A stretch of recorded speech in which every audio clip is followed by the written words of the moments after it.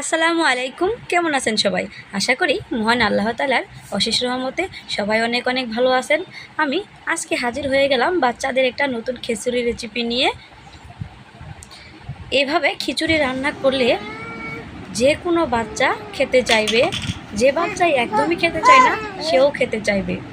এই খিচুড়িটা রান্না করার জন্য আমি নিয়ে নিয়েছি আতপ চাউল, মুসুরের ডাল এবং সমস্ত শুকনো উপকরণ, স্বাদ মতো লবণ। তো চলুন তাহলে দেখে নেওয়া যাক। বন্ধুরা, আমি খুব সুন্দরভাবে এই খিচুড়িটা রান্না করে নিয়েছি। এবার একটু ঘুটনির সাহায্যে ঘুটে নেব এবং এটি নামিয়ে আপনাদের পরিবেশন করে আমি দেখিয়ে দিচ্ছি কতটা সুন্দর হয়। তো বন্ধুরা দেখুন আমার খিচুড়িটা কত সুন্দর হয়েছে। ধন্যবাদ সবাইকে ভিডিওটা দেখার জন্য। আমার ভিডিওটা ভালো লাগলে অবশ্যই আমার চ্যানেলটি সাবস্ক্রাইব করবেন।